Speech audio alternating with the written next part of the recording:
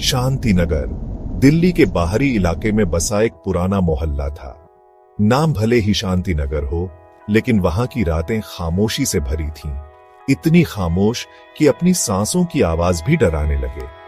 इस मोहल्ले के एक कोने में खड़ा था एक पुराना 2 मंजिला मकान, जिसे लोग छाया निवास कहते थे। यह घर बीते 10 वर्षों से खाली था।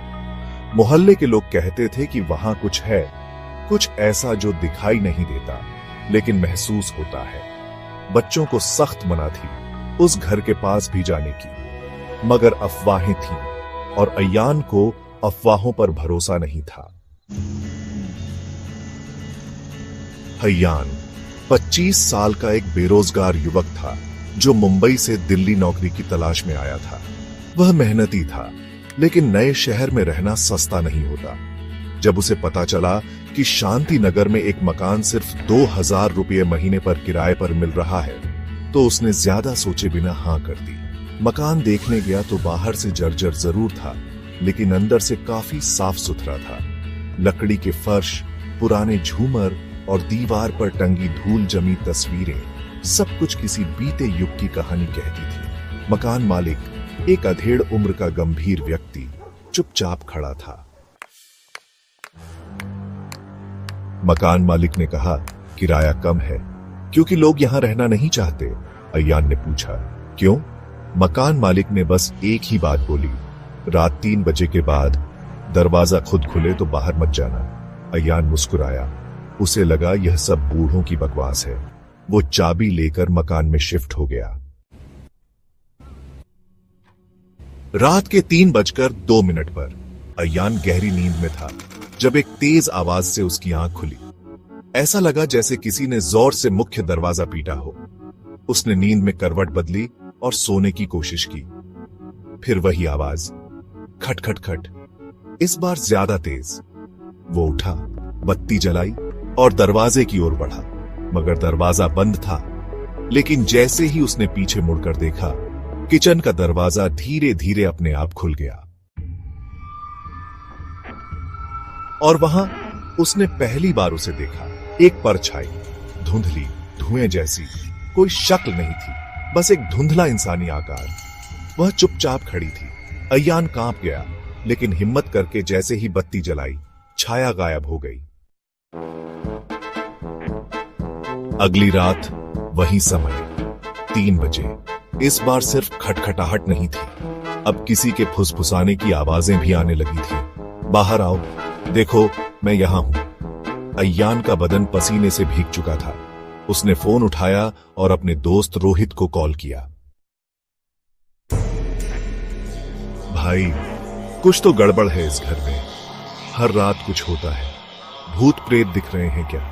मजाक मत कर, ये सब असली है। अय्यान ने तय किया, अगर अगली रात फिर कुछ हुआ तो वह यह घर छोड़ देगा। अय्यान ने तीसरी रात कैमरा सेट किया। वह खुद बिस्तर पर लेटा रहा और सब रिकॉर्ड होने दिया। रात के ठीक 3 बजे कैमरे में एक परछाई दीवार से बाहर निकलती दिखी। उसका कोई चेहरा नहीं था, लेकिन उसकी आंखें चमक रही थीं, सुर्ख लाल। कैमरे में साफ दिखा। वह परछाई अय्यान के बिस्तर के पास आई, झुकी और जैसे कुछ उसके कान में कहा। सुबह अय्यान उठा, लेकिन उसकी आंखें सुर्ख थीं और चेहरा भावहीन। उसने वीडियो देखा और कंपी के साथ सब डिलीट कर दिया। उस दिन से अय्यान बदल गया। अय्यान ने तय किया कि उसे इस मकान के इतिहास के बारे में जानना होगा। स्थानीय लाइब्रेरी में पुराने अखबारों को खंगालते हुए उसे एक खबर मिली। शांति नगर में मां बेटी की रहस्यमय मौत, पिता गायब, 1985। मकान का वही पता था। रिपोर्ट के अनुसार एक रात मां और बेटी की लाशें घर में मिली थीं, लेकिन उनके शरीर पर कोई चोट नहीं थी। पिता को कभी नहीं ढूंढा जा सका। लोगों का मानना था कि पिता ने किसी आत्मिक शक्ति को बुलाया था और उसी ने सब कुछ खत्म कर दिया। अय्यान समझ गया, यह मकान शापित है। अय्यान ने तय किया कि वह उस रात मकान छोड़ देगा। उसने बैग पैक किया, लेकिन बाहर जोरदार तूफान आ गया। बिजली चली गई और दरवाजा अपने आप लॉक हो गया। रात के 3 बजे फिर वही दस्तक, फिर वही परछाई। लेकिन इस बार वह अकेली नहीं थी। कमरे में चारों ओर परछाइयां भर गईं, हर दीवार से, हर कोने से। सभी धीरे धीरे अय्यान के पास आ रही थी। अय्यान ने चीखना चाहा, लेकिन आवाज नहीं निकली। अनसीन एंटिटीज, तू अब हमारा है, हम अधूरे हैं, तू हमें पूरा करेगा। अगले दिन मकान फिर से खाली था। दरवाजा खुला था, लेकिन अंदर कोई नहीं था। लोग कहते हैं अब उस मकान की खिड़की में 2 परछाइयां दिखती हैं, एक वही पुरानी और एक नई अय्यान की।